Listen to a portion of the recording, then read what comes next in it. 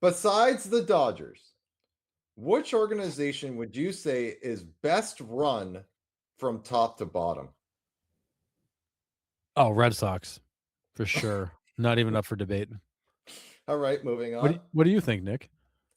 Angels were my guess. Angels were Yeah. my vote. Oh man. My answer might surprise you. I guess well, maybe not. Um I do think there are two teams to me that that stick out as teams that are just consistently well-oiled machines. And that is the Brewers and that is the Rays.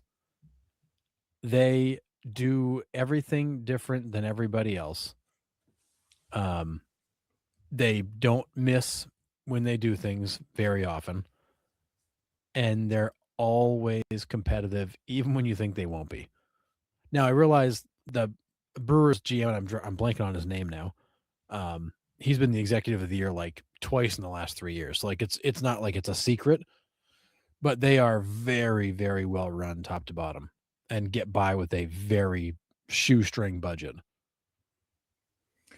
Yeah, I mean, I'm with you. I was going Rays all the way here. I Yeah. mean, I don't think it's not even up for debate. I mean, the amount of youth that they bring in, the farm systems they have. I mean, the Durham Bulls here in North Carolina are absolutely incredible.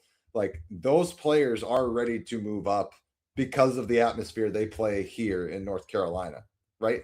I would actually almost argue that the atmosphere here is better than it is in Tampa, but that's, another issue. Yeah. But like it's top to bottom. Just they're always there. So it's the Rays for me. The Cardinals is a great one, right? I Yeah. mean, think about it. We thought they were in absolute rebuild mode this year, and boy, did we miss that one. It looks like right now. Yeah. I think that Mozeliak had some mistakes the last few years, and they've definitely missed on some young players. They've missed on some contracts they've signed. He did not clean house before he left like he should have. He left that mess to Chaim Bloom. But I do think that generally they have been very well run, minus some hiccups the last few years. And I think they'll be continue to be well run because Chaim Bloom knows what he's doing. Yeah. One team that I've always really admired in how they've run, especially the last kind of 5+ years, is the Braves. I am a huge Alex Anthopoulos fan. I love what he's done in Atlanta. I love the culture they've created. I love the pipeline they've developed. I love the approach they've got to signing contracts. Injuries suck, and you can't predict or control that. But I'm a huge Anthopoulos fan.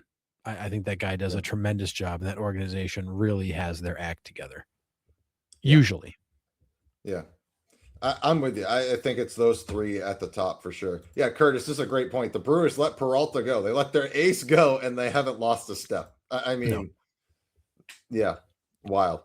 But yeah, I'm with you. I think it's those three: the Rays, the Brewers, and the Braves. I mean, they always find a way to compete, even when we're sitting here in the preseason. And I say we, I mean baseball world collectively, being like these guys don't have a shot this year. This is the year the Brewers fall off, right? Oh, look, they're in the playoffs again. Oh, look, they're first in the division again, right? It's just year after year after year. Do they have enough to win? No. Do they have enough to lose the first round of the playoffs? Yes.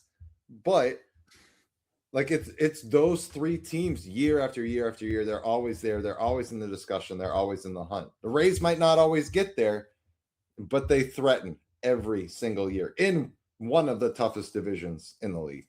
Always. Always. And I do think it's worth noting that Chris Antonetti and the Cleveland Guardians do a very good job. Not quite at the same level as those teams. They're kind of like one notch below, but they've done an exceptional job the last, however many years of making that a competitive team with really not a lot to work with. Yeah. Marty pandering to the host here. Dbacks are decent. They are. They're kind of in that injury mode that the Braves are in, but I would say they have a good pulse on their kids in the farm. They have a lot of good young talent. the Dbacks are decently run. I'm with you, and they got some great people over there with Hazen, Lovullo. They got some good stuff happening in Arizona. So even when they're not supposed to compete like this year with the injuries, they're still playing pretty fun baseball to watch. So I'm with you. And they have young kids coming up and making impacts. This Waldschmidt kid is the real deal, man. He is all over the stat sheet every night. He is. So no wonder they let Alec Thomas go.